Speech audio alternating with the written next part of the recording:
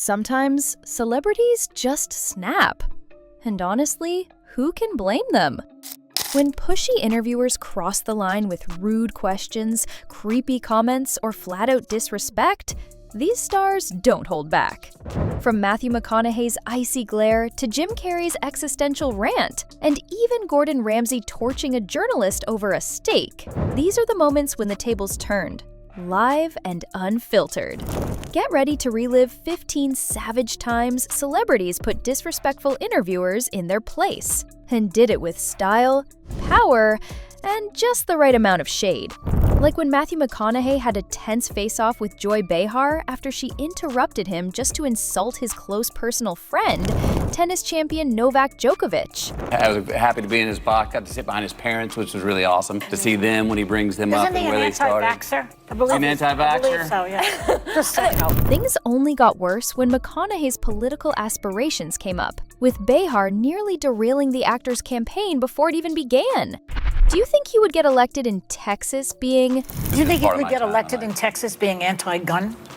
Do I think I could get elected in Texas being anti-gun? One thing about if me in politics is to give you a direct statement right there is be playing a game that I'm not interested in playing. Okay, to give you a direct statement right there. From that moment, McConaughey's aggravation became unmistakable, much like Tom Cruise's reaction when an interviewer posed intrusive questions about his then-recent divorce from actress Nicole. Was Nicole the love of your life? What do you mean, Peter? You were married for 10 years. Listen, we raised children. After failing to read the room, the interviewer continued with yet another prying question, prompting Cruise to decisively shut him down. And do you have a relationship where you talk, it's a parenting relationship, and talk professionally about each other? Listen, here's the thing, Peter. Yeah. You're stepping over a line now. You're stepping over a line, you know you are. I suppose they're questions though, Peter, that people want to know. Peter, you want to know. Take responsibility for what you want to know. Don't say what other people. This is a conversation that I'm having with you right now. You're right. Okay, so I'm just telling you right now, okay? Just put your manners back in. Nevertheless, few celebrities have endured greater public humiliation than actress Lindsay Lohan, who was openly mocked about her personal and legal troubles during this widely criticized interview with David Letterman. Aren't you supposed to be in rehab now? And how long will you be in rehab? 3 months. How many times have you been in rehab? Several. And how will this time be different? What are they rehabbing, first of all? What is on their list? What are they going to work on when you walk through the door? We didn't discuss this in the pre-interview. No. The actress appeared on the show to promote her upcoming movie, but found herself desperately trying to steer the interview back on track, as Letterman persistently made cruel jokes. You have to be in rehab May 2nd. Are you going to be there? You'll be there, right? Who's taking you to rehab? You don't want to talk about that either, right? Oh, God. When you go to the rehab, what do they do? We're here for a movie. We have to what? Let's stay on the positive. Oh, aside from that side of the positive. Yeah. All right. Come on now. Things got so bad that Lohan was actually on the verge of tears, with her voice noticeably shaking as she struggled to maintain her composure. No, but I don't want people to think that I'm making a joke of that. No, you shouldn't make a joke I'm not. because this could be good for you. It will be good for you. Yeah, it will. Yeah. Have you been to this place? No, it's not like a joking matter. No. But the bullying doesn't stop there, as actor Jonah Hill has faced numerous jokes about his weight in various interviews over the years. Jonah, do you think it's important to be unattractive to be funny? Can skinny people be funny? What the man? You know, I don't understand. Can you just ask a normal question? Are you the fat guy in Hollywood still, or is everybody like look at you and they're like, oh wow, you know, this is great, now you're healthy? Do you have any other questions that are smart? First of all, you smell good, which is surprising. Why is that surprising? I don't know. I just wouldn't think of a guy who would have a nice scent on, and it That's seems such a like. I'm gonna really work hard to not take that as a shot. Similarly, Mad Men's Christina Hendricks hates it when interviewers make comments about her body, with the actress once even shutting down an interview over such a remark. You have been an inspiration as a full-figured woman.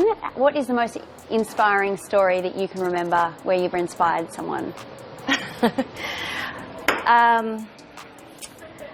I don't know. I don't know. I'm sorry.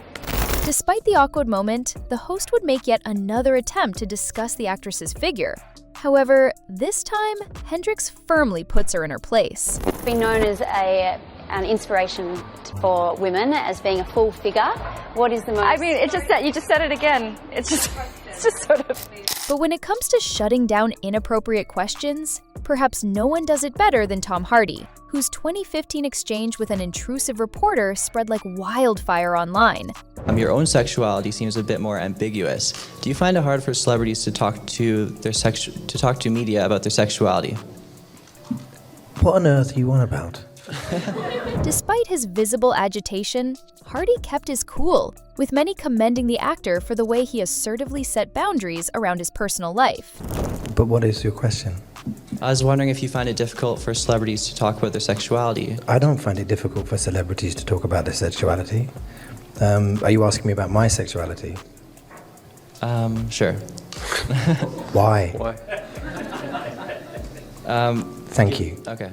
But if you thought that clip was cringe-inducing, just wait until you see how Hardy handled another disrespectful interviewer in this next painfully awkward segment. I have a question for Tom Hardy. Tom, I'll preface my remarks by saying that I have 5 sisters, a wife, a daughter, and a mother, so I know what it's like to be outgunned by estrogen. But I just wanted to ask you, as you were reading the script, did you ever think, why are all these women in here? I thought this was supposed to be a man's movie. No. Not for 1 minute. Good for you. That's kind of obvious. Hardy's co-star in The Dark Knight Rises, Anne Hathaway, would also have to silence a rude reporter who appeared to have an unusual fixation on her physical fitness. You are in phenomenal shape. Thank you. You're very gracious. You're always in great shape, but you had to make sure you were in perfect shape for this one, didn't you? It wasn't about being in perfect shape, it was about being able to do the stunts and the fighting perfectly. As the interviewer persisted in questioning Hathaway about her physique, she grew increasingly frustrated. Is there a certain regimen you put yourself through in terms of the diet, the workout? What is the feline fitness regime? A lot. It's all the boring stuff that no one ever wants to do. It's just watch what you eat and get yourself to the gym. Any particular workout? Are you trying to lose weight? Well, what's the deal, man? You look great. No. No, seriously. We have to talk about this. What do you want? Are you trying to fit into a catsuit? Yet it would be the notoriously hot-tempered chef Gordon Ramsay who would unleash his wrath on a gotcha journalist, attempting to ambush him with photos of an allegedly unsatisfactory steak served at one of Ramsay's restaurants. It's really weird for you to give me a piece of paper, and when you say, am I satisfied that it's a good steak, you have to be a little bit more honest with me on that one. What are you trying to get at? Ramsay confronted the reporter for the underhanded tactic and expertly explained why ordering a steak well done is just plain wrong. But you asked the steak to be cooked well done. And is that a well done steak? Oh, come on. What is this? I mean, where can you, I mean, keep on rolling. For legal reasons, this is absolutely crucial. But how sad is this, that you asked for a steak to be cooked well done, okay? Now, whatever quality of beef it is, it's gone past any form of taste when you've cooked it well done. So you present me with a picture, God bless you, and you say, is that right? I don't eat steak well done. That's your prerogative because you're the customer. But unfortunately, you're never going to identify the quality of a beef when the steak is well cooked. So I'm really sorry to piss on your bonfire, but it's a bit of a stupid question. Thank you. Can I give you a paper back? Yeah. Oh my God. Thank you very much. I thought it was an intelligent interview. Things got highly personal in this next interview when actor Michael B. Jordan recognized a reporter who just so happened to be a former classmate who had bullied him before he rose to fame. And, you know, we know each other. We go way back all the way to Chad Science in Newark, okay? The corny kid, right? No, I did not say that. Misquoted for sure.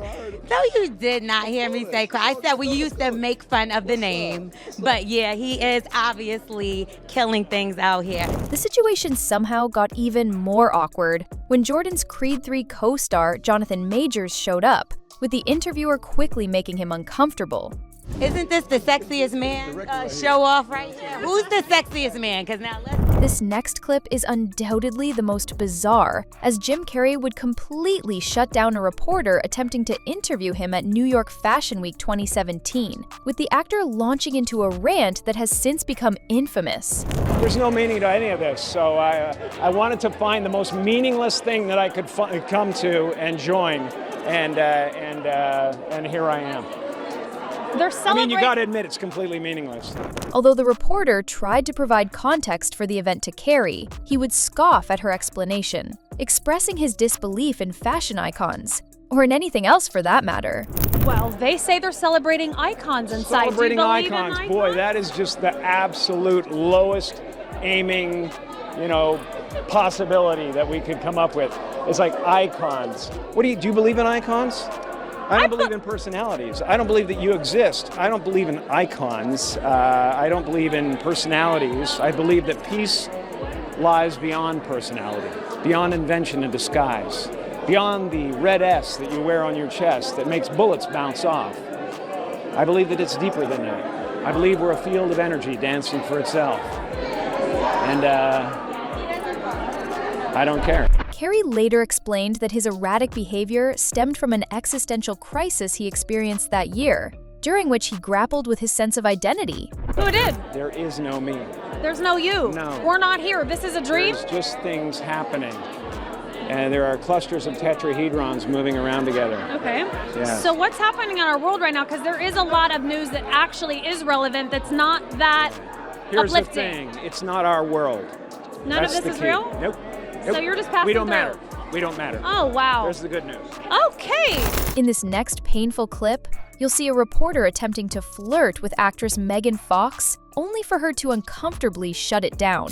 I don't know if there's I don't know if there's a man alive who's not in love with you in some way. You're so silly. You know what am I really? You're a silly No, man. I'm not silly You're a at silly all. man in a checkered shirt. I am not. Wow. This interview has not aged well, as Fox has since openly addressed her experiences with objectification in Hollywood. I don't think you're flirting with me. I'm kidding. Oh, dude. And speaking of interviews that aged poorly, Major thing that's changed since you were here last? Yes. I have now seen you naked. And I'm so sorry about that. I have seen you naked. Were you able to sleep afterwards? Why are you looking down? back in 2017, this was later followed by allegations of sexual misconduct against Matt Lauer, leading to his unceremonious dismissal from NBC News. I watched it last night. It is a lot of fun. Did I mention you have a nude scene in this movie? Pretty much from the time you opened your mouth. Yeah. Sandra Bullock, come back more often. No, not after this interview. Now, when it comes to interviews, actor Joaquin Phoenix is notoriously hesitant to engage with the press, often displaying his frustration with repetitive questions throughout his media tour for the 2019 film Joker. The movie obviously is about the Joker, but it goes beyond that. It's really about the mental state he was in. Can you tell me a little bit about what research or what kind of what you did to prepare for this? Because this was really an intense performance. What was kind of the process of getting into that mindset? Isn't this old news? Isn't this old news? Didn't I feel like I've talked about this for 6 months. Phoenix initially dismissed the question as old news before eventually offering a sarcasm-fueled response. Thank you so much for asking that question. My publicist is telling me I just need to go home. And speaking of bad questions, director Quentin Tarantino once flipped out on a reporter who asked him if he believed movies had the potential to incite real-world violence. But why are you so sure that there's no link between enjoying movie violence and enjoying real violence? I'm going to tell you why I'm so sure. Don't ask me a question like that. I'm not biting. I refuse your question. Why? Because I refuse your question. I'm not your slave and you're not my master.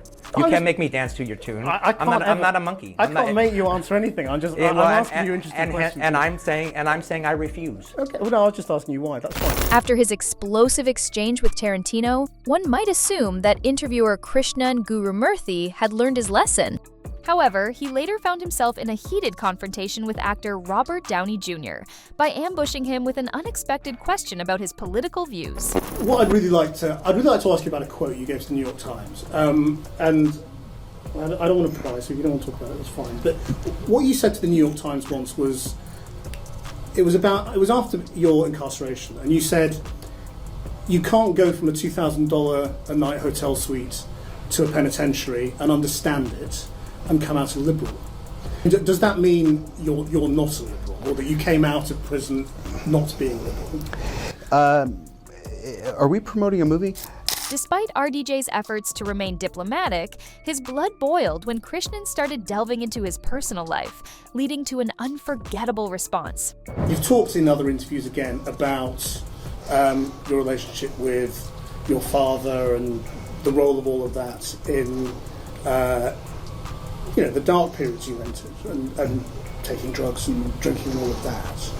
And I just wondered whether you think you're free of all of that, or whether that's still something... I'm sorry, I really don't. What are we doing? Well, I'm just asking questions, that's all. Right. Okay, that's okay. Bye. Thank you, guys.